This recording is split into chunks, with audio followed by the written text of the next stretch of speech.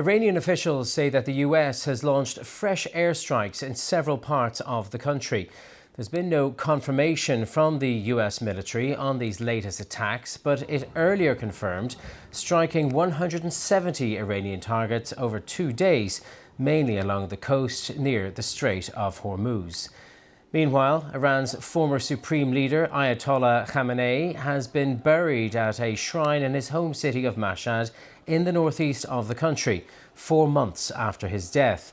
Masses of people waited outside and listened to prayers as he was laid to rest, alongside 4 family members killed with him at the start of the war launched by the US and Israel in February.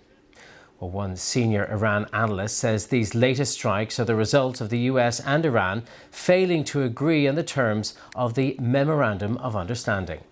Everything goes back to the poorly worded Memorandum of Understanding. Iranians believe that the paragraph 5 of the memorandum says Iranians administrate the shipping through the Strait of Hormuz, and that means the U.S. cannot take over the Strait of Hormuz as they have been acting over the past few weeks by creating a parallel route next to Oman.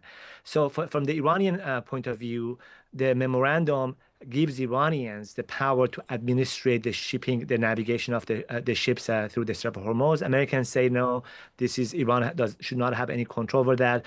It's very costly for the U.S. government, for the president in the U.S. To acknowledge that because of the memorandum, Iranians control the Strait of Hormuz, even though they do not receive any tolls from the ships.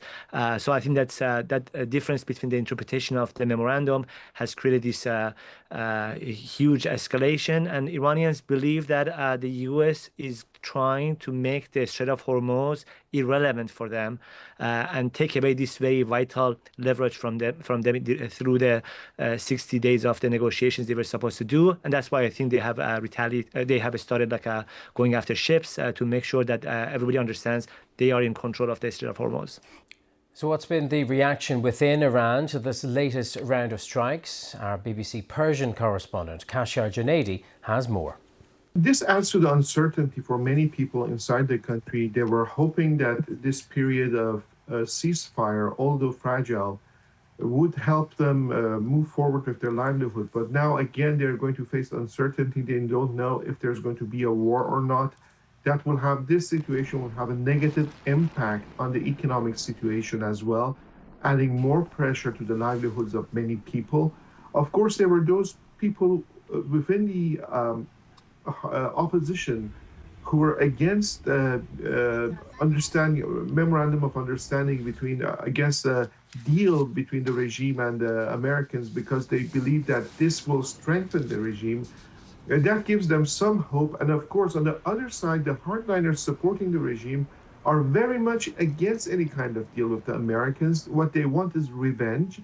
And they're as well happy. You could look at the reports coming out of Tehran and other parts of Iran in the past few days during the funeral, and you will hear that hardliners within the establishment and also hardline supporters within the people were asking for the talks to be derailed. They were chanting slogans against President Trump.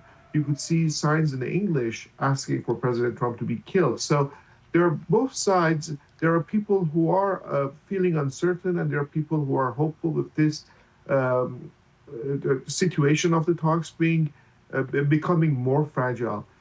Kashar Junaidi reporting there.